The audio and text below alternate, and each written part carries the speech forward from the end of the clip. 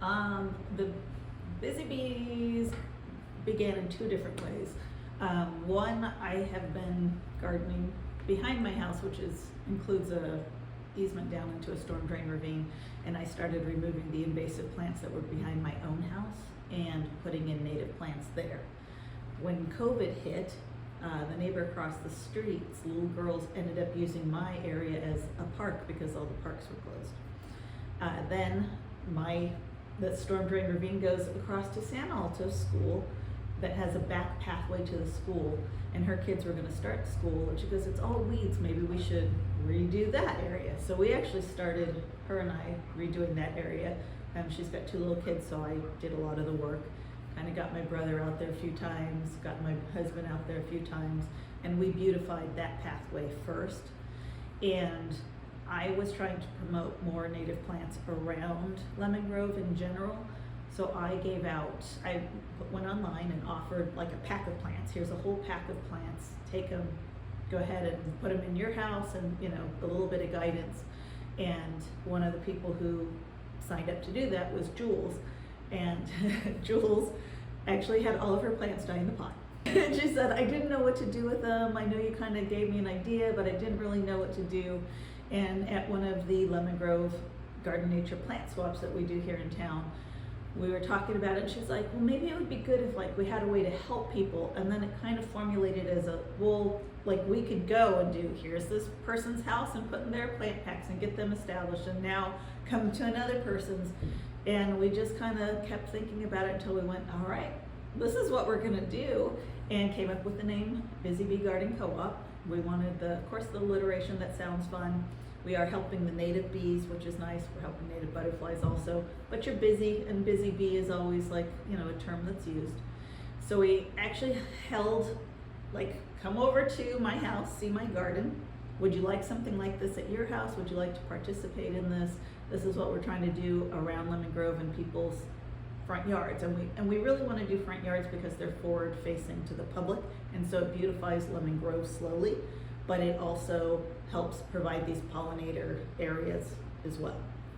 So that's how we kind of started going, all right, everybody come over. We found our first person whose house we did, went over there with the group, redid that, then picked the next person, went over there as a group and redid that. And for homeowners buy the plants that we put into the ground. As we slowly asked people okay, are you ready for yours? We had people go, there's this area by my house that's really bad.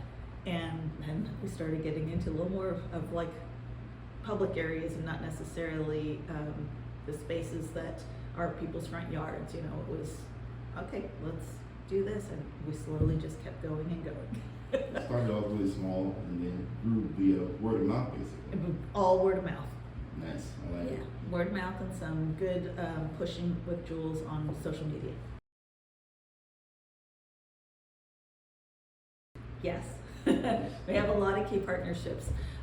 Native West Nursery has been really kind with wholesale pricing for me for areas, especially with the schools that I'm helping. So they've been really awesome about giving me wholesale pricing. The Monarch Fellowship they provide free seeds out to people who want to grow plants to give them out to the community. So Monarch Fellowship, I've been working with them, and I'm on their board now, but I started as just a participant and receiving seeds and growing them. So a lot of these go into some of the projects that we do as well. But I also give out over 500 native plant seedlings a year to our individuals here in our citizens, and that has worked well. It was formerly San Diego Audubon Society, but now it is the San Diego Bird Alliance.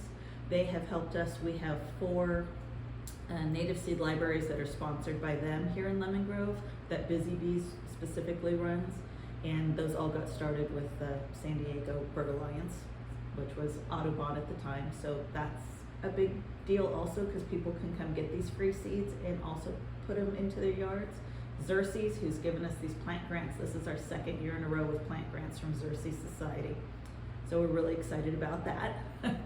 And then we have Monarch Joint Venture. Monarch Joint Venture has provided milkweed plugs for me, and like native seed packs to be able to keep going with these restoration projects, and Caterpillar Chow Habitat Farms, which donated plants to the Mariposa Lane also.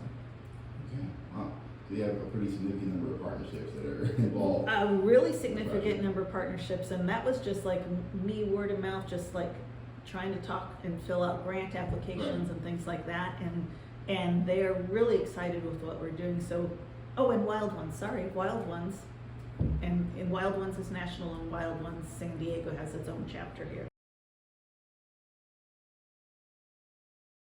Oh, that is our other collaboration. So Pollinator Pathway is a national organization that is designed to make these communities around the United States into pollinator pathways by encouraging people to plant in close proximity to one another. So we are the first and currently only community in California. Lemon Grove is a community that is on that pollinator pathway as well. So we're actually number one when you pull up the thing and you look for the list, because California comes before Connecticut, where it started. And so we are the only ones in California. There's individual houses that have put themselves in a few locations, but we're the only community as a whole. So we're the only ones that get the actual mapping and on their website. They also provide us with a support website for free. It's all part of theirs, to be able to add the information into their webpage. And our citizens here who are putting in the pollinator patches, and it is focusing on native plants. So the pollinator patches that are around here, they can purchase a sign that designates their house, and they can go onto our Lemon Grove Pollinator Pathway webpage and put their house into the map as well. And even if they don't want their house to show on the map, they can select doesn't show. It still provides it to us as hosts, so that we can see and we can show the difference that we're making with these pathways all around the city. That came about with me looking for different designations and things that qualify based on what I had been doing. And you actually do have to fill out like the whole thing. These are native plants that help birds. These are native plants that help butterflies. So you fill out a whole thing so it makes sure that your area, your garden qualifies. So I do take the time to go through and see like what could we qualify as a community? What can we do? What can we put on the map? What can we, participate in? And that was one of them. And so I was really excited to be able to put that in. We also have Wild Ones is paying for, they gave us a financial grant to put in a native pollinator demonstration garden inside of San Alto School. So that's a project we're working with and putting together. So once that is complete, it will actually be the second garden, and it'll butt up right up from the Dartmoor Naturehood Project into the school. And that is an exciting grant that we've been working on and getting ready to do. We've done the prep work. We'll be getting ready to do the planting here in the fall.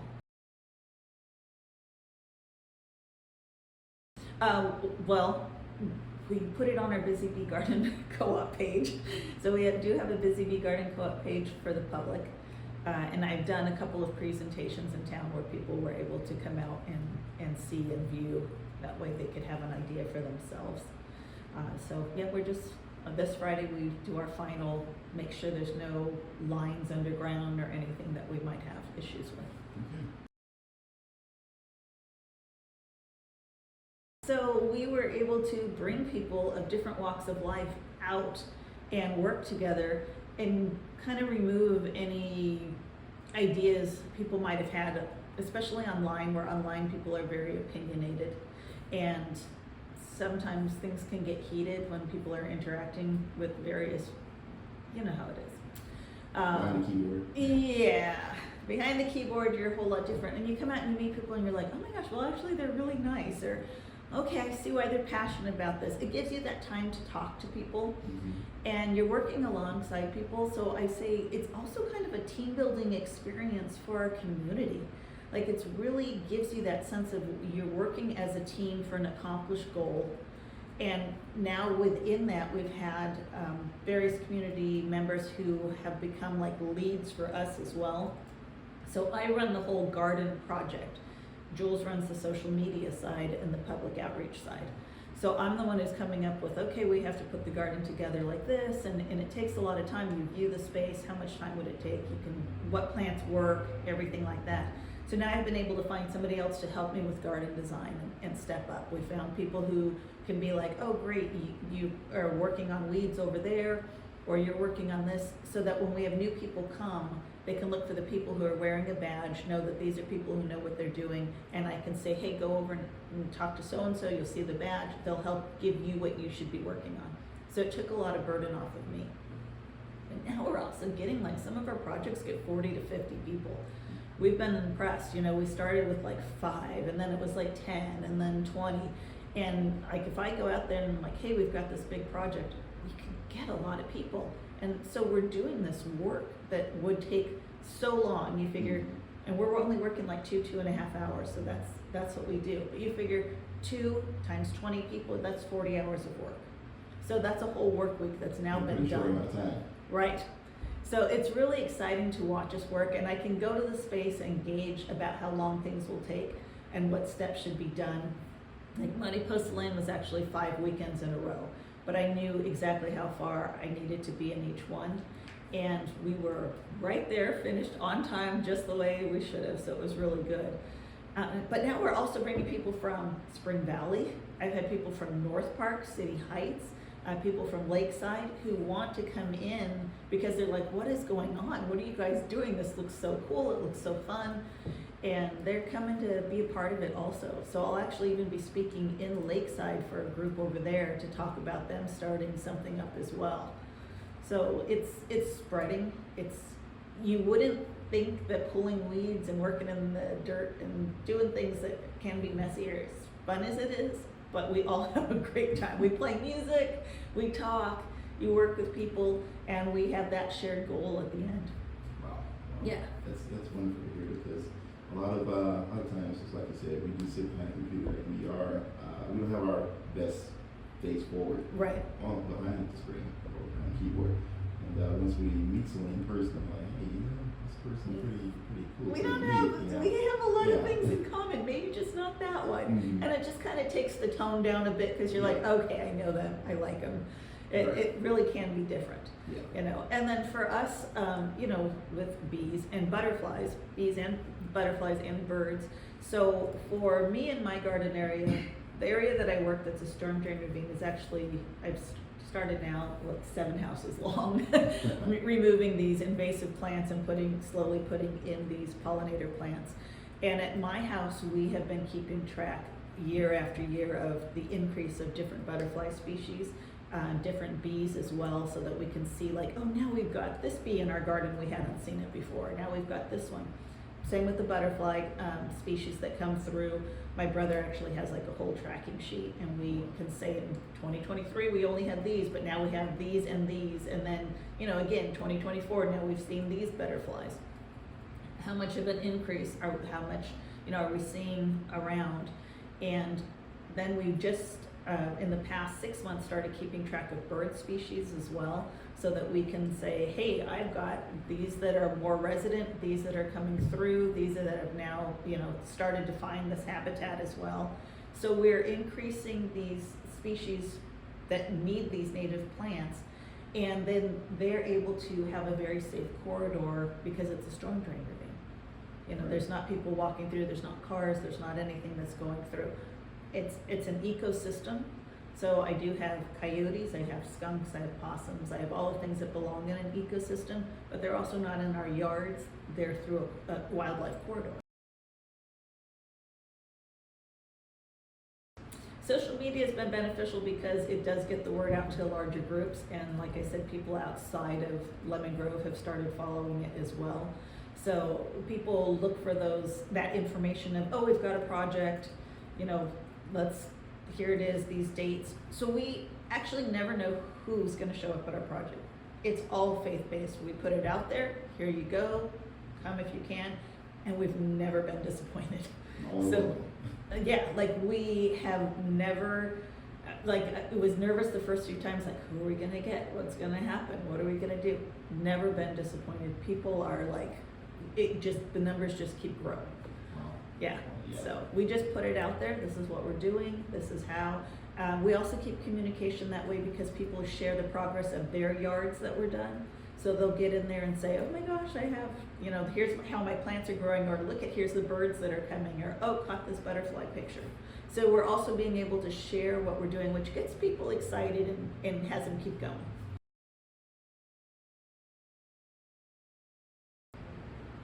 What is next? Well, I mean, hopefully we can keep putting in these pollinator pathways all over Lemon Grove.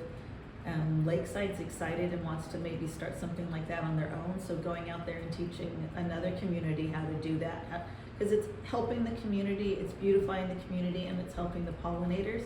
So it'd be nice if they can start off their little Lakeside one as well. So going and speaking with them and seeing what we can do.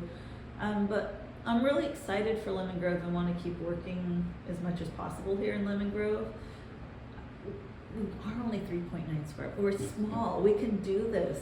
And I feel like we could have a time where you're walking through Lemon Grove and you've just got butterflies and stuff going all around you. And it brings it back to what is expected in nature, even though we've got a lot of concrete and hard surfaces and stuff like that. Mm-hmm. So I would like to be able to keep doing things and working with, we have a lot of people here, live here, so hopefully I can just kind of keep working and I'd like to eventually even get to like neighborhood days where we're like, it's Lemon Grove beautify Lemon Grove, whatever, where we can get people who are working a whole block of like, let's remove weeds and let's help you get things together. Yeah, block party. Yes.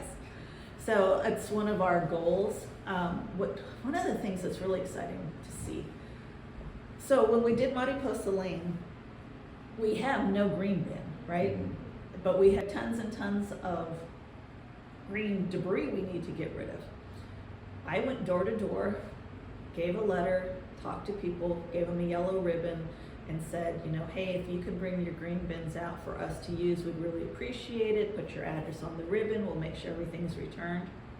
We were so thrilled with the people who came. Like, we had so many green bins that were brought out to us. Even if people can't participate, they left their green bins out front for us. That's huge. Wow. That means you really are into what we're doing.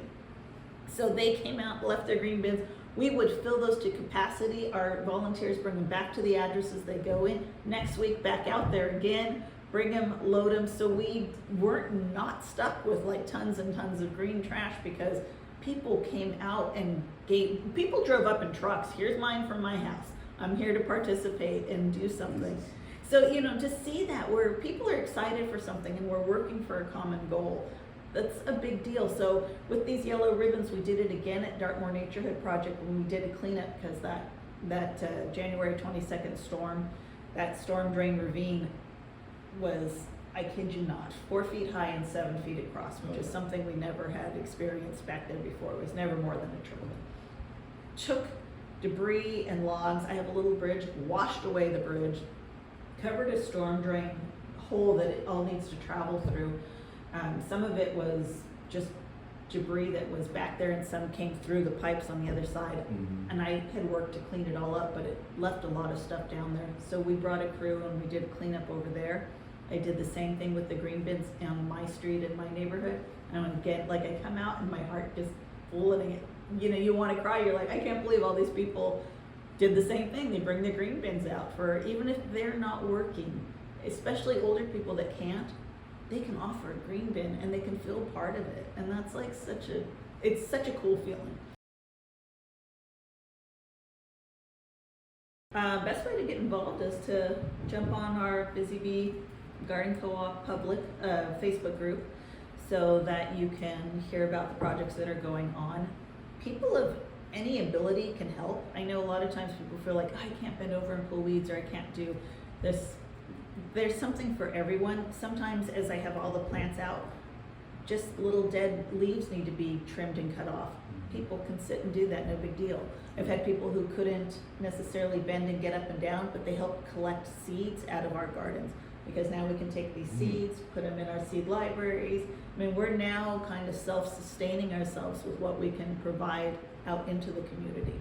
So we're collecting seeds. Wild Ones is coming and collecting seeds from us, because our gardens are now established enough to be able to do that. Wow, okay. And you mentioned your social media. What are your social media handles? Where can people find you? Well, it's the Facebook group that it is Busy Bee Garden Co-op Public. That's what it says, so that people know. We have a private one that we keep. In the private one, when we list addresses and stuff, we like to really keep control over that. So if we have a yard that we're doing and we put it in there, not everybody can see it. But we realized a lot of the public people wanted to see our projects and see what we were doing, so we offered that platform for them. And then the Instagram, Jules runs that, so I'm not too sure. I think it's just Busy Bee Co-op on that one. I'll find it. Okay, good. That's your job. Let's see. And are there any special mentions you'd like to add? I think I did with our collaborations, for sure. Just community awesomeness. I really just the people who come out and make a difference and really help out. We've got a lot of good leaders. We do like a volunteer spotlight within our group. Every couple of months we spotlight a different Busy Bee person. And I think those are always important to take a look at. Those people are doing good things. Always. Yeah. You know, it's a huge endeavor to be able to take on these various projects and have people ask us to do things. So me having that extra help from community members now really does make a difference. Plus, you can, if there's an area that maybe needs a steward, somebody to look over it a little bit, somebody who nominated that or is in that area can help steward that and take care of things as well. So we've got awesome people. Okay. Let's see. And we're coming up on 45 minutes now. Is there anything else you'd like to add before we have? I would like to add that there are information out there and really kind of take a little bit of a deeper dive, like you did, into what it means to help pollinators and what it is that we're doing and why. Because once people start to understand that overall picture, that understanding is what really helps you hone in on why. And then it gets you that little bit more excited to do it. And then once you see the pollinators coming into your garden, it makes you want to expand it. So, oh, and you know what, I should also add that we have people who don't live in houses. We have people who live in apartments and condos and don't have yards that come out and help. But for the pollinator pathway, even putting a native species in a pot on your balconies or in your little common areas and everything puts you on the pollinator pathway. So anybody can help no matter where you live. Okay. And then how do you want to get in contact with you? With me, you can do the busybeecoop@gmail.com or my personal email, which is thechelsea.gastellum@gmail.com. Okay, excellent. So that rounds out our meeting for today. Awesome. Thank you for joining me again. I appreciate it. I'm going to be pretty busy throughout the day editing. I'm so excited that you actually did a little research and stuff too. That's like so cool. You can turn it off.